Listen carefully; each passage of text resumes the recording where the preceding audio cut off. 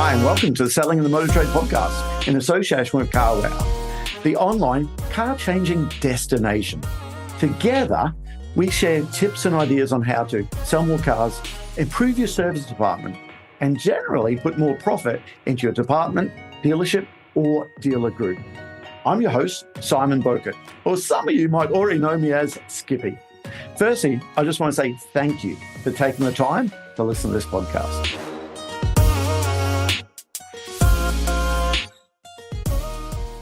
Hi, welcome to another episode of Selling in the Motor Trade.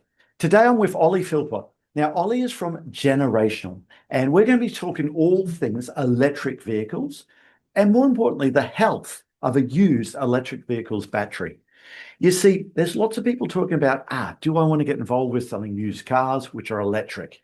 That's kind of stopped now because you know what? If you're not selling an electric vehicle, we haven't got anything to sell. But you know what? There's still some of the independents out there like, oh, I'm nervous about it. Should I do it? Consumers might be nervous. And there's so much, just speaking to Ollie before we click record here, that I've learned about the health of a battery. So that's what we're going to be talking about today. Ollie, welcome aboard. Thanks, Gippy. Yeah, really happy to be here, and thank you for having me. So listen, can we start off for people who might not know you? What led you to focus on electric vehicle batteries, not just electric vehicles, but the actual batteries, and co-founding Generational? I understand from your team's background, it includes some high-end automotive engineering. I believe Formula One. I think that's right. Yeah, a little bit of that. Yeah. Okay. So tell us about your journey. How did you get to starting Generational? Sure. So I started life out as a software engineer, actually, building software for the automotive leasing companies. So, like, I worked for a company that counted like Mercedes-Benz Financial Services, Toyota Financial Services as customers. They sort of provided them with like the heart and lungs of their software. I've sort of been around automotive for a long time, and then found myself working for a startup after that company became quite big, and I decided to kind of go and do something a bit more, roll your sleeves up, and ended up managing an electric fleet. And it was a very operational fleet. And battery issues were, we were working with early generation EVs, and battery issues were something that we had to contend with, right? And when it's your operation, like, it's all about like uptime and deliveries and like making sure that you can keep the wheels of the business turning. So battery issues was something that was very much on my radar. And I knew about it from the world of leasing, like what was happening to residual values and this big shift towards EV. So actually what happens is I met my co-founder to be Russian, who had this amazing background from his PhD and his time at Red Bull Racing. I was going to ask you, which Formula One team? So it's Red Bull Yeah. Racing. And then and there's also a lot of batteries in F1. And we just sort of looked at each other and said, look, there's got to be a way to make the condition of the battery transparent, right? So like make it super easy so anyone can assess the condition of the battery, because we knew it was like up to 50% of the value of these cars was tied in the battery. So it was going to be fundamental to a lot of the decision making throughout the kind of the life cycle of these big expensive assets. Yeah. Okay then. So do you remember the first electric vehicle's battery that you guys ever tested or assessed or whatever you say? So how did that work out? I think it was my own car, to be honest. Yeah. So we spent a lot of time like basically fiddling around in the garage with it, right? Like trying to understand how it was working and like looking at the battery and stuff like that. So because I bought a used electric car without a battery health check, and I was a bit unsure at the time, but like that was really our kind of test bed. We did a load of like the first work of our product building all Yeah. on my car, basically. I Yeah. genuinely like shed garage like kind of entrepreneur guys. Okay. So buying a used electric vehicle without a check, I'm sure you wouldn't advise anyone to do that now, though, right? Yeah, not now. I've seen like it was just also a question of at that point we Yeah. could plug into the vehicle, we could kind of get it, we could understand the condition of it. But no, I think like given that the option is now available, Mm. I think I would definitely opt for buying a vehicle with a battery health check if you're buying used, it's and even new, right? Like, there's a lot of new stock that's like sat at the port still, Oh, like good point. isn't being Yeah. sold. So yeah, it's definitely something I would recommend now. And also looking at some of our data on like how batteries are performing, generally they're much better than people expect, right? But there is a small percentage of vehicles that have been used in a like suboptimal way or whose Mm. batteries are degrading faster than you might expect. Well, listen, trawling through your website before this, you actually mentioned there that mileage doesn't really matter for an electric vehicle. The performance, the longevity, the value of the car is determined by the most expensive component. That's the battery.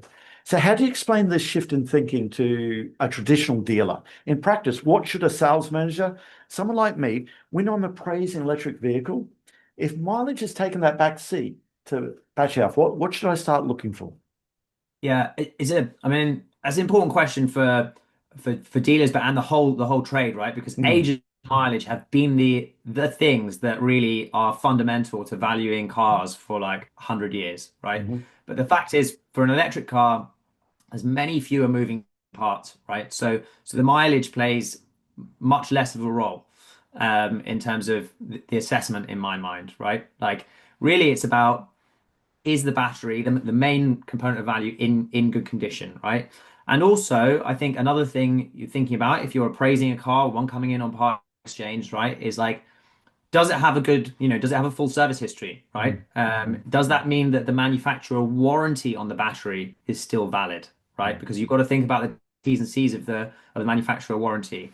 A lot of, generally they're offering 8 year, 100,000 mile warranties, but I'd think about that, and I'd really be thinking about the condition of the battery, right? Like, mm, if the battery has any serious issues, is it very expensive often to fix, and you can have money tied up in that asset. Like it's all about shifting mm, the stock quickly, right? mhm, And that would be why I'd be thinking about first and foremost just de-risking yourself when you take mm. the vehicle in on part exchange or buying it in stock, doing a battery health check, and then also looking at the conditions of the warranty. Mm. Okay. Listen, there's lots of talks about batteries being worn out. And I suppose it's maybe my generation, you think a mobile phone, okay, after 5, 6 years down the track, it's not holding any charge anymore. I use an electric toothbrush, okay, and they're great for the first 3 months, and then the battery, it just wears out because you throw it out and buy another one because they're what, like 60, 80 quid, something like that there. Okay. Yeah. But I saw some data, again, from your website, I think it was, suggesting that batteries degrade 0.8%. Is that right? I think Um, 1.8, one point eight 1.8. percent a What, year on average is sort of what okay. we've seen. Okay. And generally, So are they holding up a lot better than what people like me expect? absolutely. Okay. Yeah. Battery in your car is designed very differently to the battery in your phone, Mhm. right? Like, my iPhone, after 3 years, it's like almost struggling to get through the end of the day, right? Like, Yeah. a car's battery is built completely differently, right? And um, they degrade much slower. They are very well built. Right, Mm. my car is a 71 plate. It's done about 44,000 miles, and the battery health is just under 94%, about 93%. I think 93 and a half And percent. what's a good benchmark then? What should I look for a great benchmark for, say, a 3-year-old car? Or is that a hard thing just to give it a number? It depends a little bit on the type of vehicle, right? Hmm. Okay. And you see some degrade a little bit faster than others. Typically, we've tended to see the bigger, more powerful cars, batteries degrade slightly faster. Okay. They're heavier things. There's more power required to move them. Um, but there is an element of variation. Really, most of it comes down to how the vehicle has been used, right? Has that car been stored, the battery been stored at 100% all the time? Has it been rapid charged? Depth of discharge is something that we talked about, get a little bit more scientific, which is like, am I cycling the battery all the way up to 100% and then all the Mm. way back down to zero? Or is it a battery likes to have a nice life for a battery is like hovering around 40 to 60% all the time, right? So all of these things can affect how quickly the battery degrades. But absolutely, in the main, the vast majority of vehicles are performing much better than people expect. So, Ollie, we're talking about electric vehicles, okay? But what Yeah. about hybrids? Do I need to test the battery on a hybrid, or is it just not worth doing, really? I suppose it's just the electric vehicle, pure EVs, the one I've got to worry about, right? Not entirely true, actually. So, firstly, on a plug-in hybrid, the battery is still an expensive bit of kit, right? So I would very much also be considering those. Um, if you think about it as well, on a plug-in hybrid, the usage profile can be very different to full electric. You might have someone who only drives it on the battery. You might have someone who leaves that battery dead, right, like at 0%, Mm, yeah, and never uses it at all. So it's quite common to actually see higher degradation on so true. hybrid batteries, right? And they're still expensive things. I think there's an important thing to know as well, particularly as a retailer, right? Is that um, really when you're talking about like battery testing and state of health certificates and things like that, you're in the world of any vehicle with a plug, right? Like rather than mild hybrids, right? We're Yeah, talking about yep, high voltage traction batteries, the ones where you can solely drive the car based on the battery, right? yep, Rather than when it's a small lower voltage battery yep, to assist the yep. power of the acceleration, etc. Right? So you're really when we're talking about battery testing, we're talking about any car with a plug. Mm. It's so true what you said about those plug-in hybrids. Some people will just run it around town on the electric charge all the Yeah. time. But then again, when I had one, I was guilty of lugging around a big heavy battery, which I never charged. And it's Yeah. you don't know who the customer is. I suppose maybe it's more important sometimes on a Yeah, so as I said, it's common to see higher degradation on yeah, a FEV. yeah, interesting. Okay, well, 2023, there was a report that a car with about 90,000 miles on it. Okay, so again, 90,000 miles, I'm sure that's maybe a car that lots of our dealers would be retailing anyway. But even at 90,000 miles, that battery's retaining 86% of its battery capacity. But if we just go back to 2016, which is not that long ago, with similar mileage, they were averaging around 75%. So that tells me battery technology is getting a lot better. So the question I have, okay, does that mean the newer car is going to devalue a lot more gracefully? Because let's be honest, some used vehicle valuations, I mean, they were horrendous. Are is the new electric vehicles going to devalue slower, in your opinion? Yeah, it's a good question. There's probably a couple of things going on here, right? Okay. To pick apart. One is there's there are improvements in battery technology, right? And it's changing all Mm, the time. And it's really cool some of the new stuff that's happening. So I think also some of those early generation vehicles, like, overrepresented by the Nissan Leaf and the Renault Zoe, right? And particularly some of the early generation Leafs that didn't have the same cooling technology, you would see slightly faster degradation.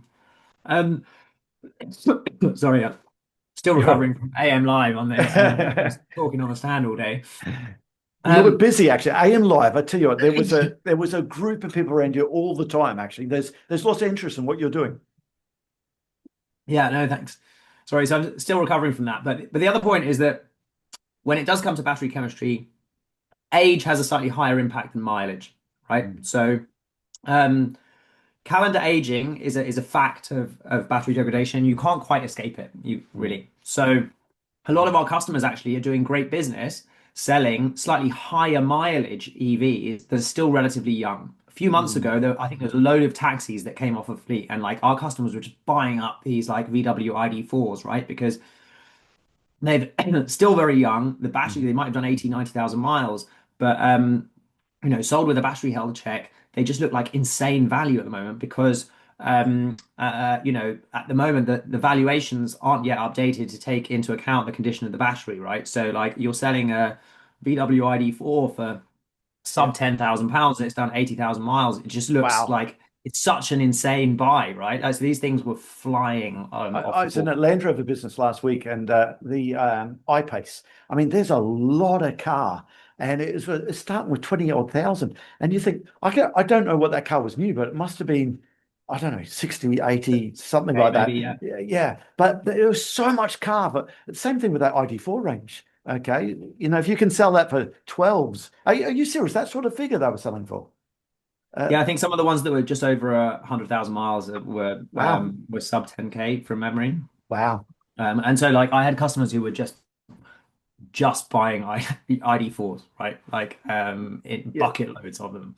yeah, So yeah, is it really was, I mean, I think it's still happening, right? Like mm, young, high mileage, like it just looks like such insane value, right? And it's not just, fact is like they're also just great cars all round, mm. right? Like very responsive acceleration, like quiet, packed full of tech.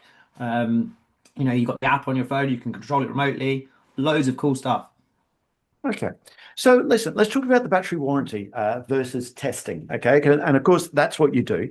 But if most electric batteries have got a, what is it, 8 year, 100,000 mile warranty or something like that, if you listen to this in Australia, or America, or Ireland, it's whatever that is in kilometers, 100,000 miles. I'm trying to think the kilometers and like 160,000 kilometers, I think, something like that there. Yeah, about Um, 160. if it's under warranty, is it not just safe to, okay, take the car in? Why do a check on it at all? Or should dealers still make sure they go for the checks on that battery? Yeah, it's a good question. I think like comes down to whether, if it does have a slightly worse off battery, you know, is that something that you want to retail? A lot of our customers will set a minimum retail threshold, right? Because, even if it is still within the conditions of the warranty, it's potentially going to be a little bit harder to sell. And you're potentially thinking about saving yourself from some of like the headaches that may come down the line, right? From selling a car with slightly lower range, all that kind of thing. So I think I'd absolutely still do the check. And also, as well as the warranty, you just want to be checking the service servicing history on the vehicle, right? You want to check that that warranty is valid. Yeah. Again, a lot of people listening to this will be franchise dealers. Okay. And I suppose, is this an opportunity for us to make sure that customers are servicing through a franchise dealership for the next 8 years? Okay. Is that something? Now, again, the independents listen to this are screaming at me at the moment and saying that, but how will that work with the service history? Do we have to have the full service history for the 8 years for a manufacturer to accept the warranty of 8 years on the battery? Uh, Yeah, this is where, I think it's important to get into the terms and conditions, like the detail, right, of the terms and conditions of the warranty. Um, Generally speaking, you shouldn't have to have service history from the main dealer. I think consumers have rights in the UK where they can get it serviced anywhere. But the servicing has to be correct and adhere to the right processes, right? So um, I think absolutely, though, in answer to your question, this is a reason why um, every retailer should be encouraging people buying an EV to get on the servicing plan, right? Like because it's not just anymore thinking about, the 3 year warranty mm, that comes with a car, it's the battery, right? And on a new car, battery can easily cost 20K, right? So like yeah. compare that to the cost of Yeah. bringing your car in for a servicing every couple of years. It's like it just absolutely makes sense. Yeah. So if your own mother, father, brother, sister was buying an electric car, you would definitely say just service it through a franchise dealership every single time. Just don't take the risk of saving a bit. I mean, look, a lot of our customers are independent. You can absolutely like go through the independent network. It's Mm. really about keeping up to date with your Yeah. Okay. with the servicing requirements, right? Right. When the car tells you, get it done, right? Yeah. Yeah. I've got Umesh at the moment from the IMDA in the UK. He's screaming at the radio at the moment saying, no, independents do a good job as well. But just make sure you stick to that manufacturer's serving schedule and they've got all the service history is there. That's what you're really Yeah, saying. exactly. Okay. Listen, do you think there's a need for maybe an industry-wide battery health testing scheme? Do any other country, I know the UK hasn't at the moment, do other countries around the world have a government-based, I don't know, an industry body, a universal battery health report or anything like that? Yeah, there's not much out there to be honest. Mm, There's one kind of initiative in mainland Europe on some of the remarketing association, but really it's not. It's not mandated anywhere. And I think there's some talk about like, cars of the future, will they have to like make more data available essentially for the owner? But we're many years away from that coming in, and then or particularly those vehicles hitting the roads, right? So the answer is, in terms of standardization, not a lot, unfortunately. We would like love to, we're pushing for it. I think my sense is, from kind of UK government point of view, that there isn't much appetite or capacity at the moment. Um, but we would love this to be part of, like, bit like an EPC certificate on your house, right? Yeah. So yeah, we're pushing for it, but as with anything, these things take time. Okay. So listen, I think most people listen to this. I've seen a survey, might have been on your website, that 78% of dealers believe that battery health is a central consideration for most electric vehicles. Are dealerships moving fast enough to integrate the battery health check into their routines? Okay. What's the risk for a dealer who don't adopt this, just ignoring the transparency? And are they putting themselves at a disadvantage, a competitive disadvantage? Is it going to damage the trust they have with their customer? Yeah, I think like the key point is that, given the choice, people tend to prefer to know the condition of what they're buying, right? So like the risk is, if you can't give the customer that information, then the risk is that today you may lose the sale, right? Like particularly amongst the customers you're asking. And the number one reason that dealers cite when they come to us as a reason why they're inquiring is because consumers are asking to know the condition of the battery, right? So Well, yeah, I've seen research. 62% of consumers who were actually held off buying an electric vehicle because the concern is about the health of the battery. So we need to actually make this. It's an educational piece, isn't it, for the customer as well, to let them know. In fact, going one yeah. stage further, are there still lots of myths out there versus reality? I'll give you an example. My father-in-law, okay, would say, "Oh, don't buy one of those electric vehicles." And we're an electric car family. I have a nice vehicle myself. My wife Emma, she drives an electric car and she loves it. She wouldn't go back. But again, my own father-in-law said, "Oh, you wouldn't park that in the garage; it's going to catch fire." I mean, the whole Luton thing. People who not listen to this in the Yeah. UK, Luton Airport had a car park that caught fire. How many cars got burnt in that? Oh, God Um, knows, honestly, I don't know. But oh, I mean, the story was right that it was an electric car battery fire, right? it And that wasn't though, it right? was a Range Rover. Exactly. Exactly. But again, how quickly did the press say an electric vehicle caught fire? And that's the myths out there. Is it still out there, do you think?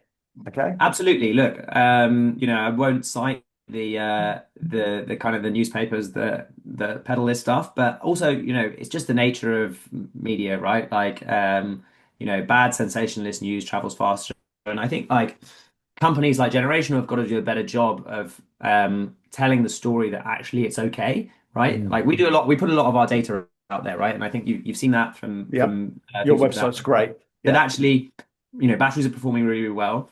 But probably the challenge for us is like to do that in a sexier way, right? Because like how can I compete with like, papers putting out stories Yeah. on Car park sensationalist car catch a fires. fire. So Yeah. it's on us to tell a sexier story, right, about these cars, What and the fact that can I go back a bit? they're really Okay, good. so sure, they're not blowing up. Okay, lithium-ion batteries, what's in our phone, we carry around in our pocket, and it's right to our ear and all that sort of stuff. But there is another myth that's it's the flames are fanned actually by misinformation, and that is the battery just going to die? Okay, you said before that the average battery it's 1.8%, I think you said, per year. Is there really going to be a concern that this battery is going to die? Because the age of a car, how long do people keep a car for anyway? Yeah, I think like, in a lot of cases, in theory, like the battery will outlive the vehicle, right? And Mm. actually, that battery still has value beyond the life of the vehicle. There are companies out there today. I was at an event a couple of weeks ago. They take batteries out of vehicles and put them in stationary storage to provide energy flexibility back to the electricity grid, right? So Wow, I like didn't realize. So there is still a use when we can't get. What's a dead battery for us? Anything below, I don't know, is it 70%? We wouldn't look at 70 is the retailing. most common one you'd see. Okay. And a lot of our, I mean, a lot of our customer will set a minimum retail threshold at like the most common one I see is 80%. They might not want to Okay. retail anything below 80. I know some who set it at 90 if they're selling sort of newer stock. Okay. Um, but you've also got to think that potentially that battery has another life beyond the life inside the car. And there's some really cool companies doing like Mm. manufacturing of batteries, but also like, putting them in other use cases. Yeah, of course. So if 40% might be great for whatever the other usage is, that's something I never thought about really. Yeah, So yeah. there is Because a whole market. Yeah. if you're just switching it on for short periods of time to sell a little bit of electricity back to the grid when like, the wind's not blowing or the sun's not shining, right? Like, or to maintain, the electricity grid has to operate within very fine parameters, right? So there's use cases like that mean that these batteries can continue to have a very long life. Yeah, so it's not like saying 12 years down the track, that's just written off anyway. That car's dead, go and scrap it. But again, actually an internal combustion engine car, when it gets to 12 to 15 years, how many of those are still on the road? And actually what happens to that internal combustion engine? That just gets crushed, I'm guessing. Yeah, So look, these guys have got a lot of complex things to figure out, right? Like moving batteries around is different from, basically an old mm, ICE car, you basically just crush it, yeah, right? yeah. It's a bit different from an electric car. But the flip side of that is that like there's parts of the vehicle that will still be quite valuable, right? So it's going to be an interesting supply chain and value chain as this market evolves. And it's already happening, right? There are companies already doing this. That just leaves me to say that all details of this episode and other episodes on the selling in the motor trade can be found on our website, simcotraining.co.uk. Go there to get a copy of our book, Words That Sell Cars. Go there to sign up to a free trial of our Sales Fitness online sales training program. Easiest way to get hold of me is Simon Bowkett through LinkedIn.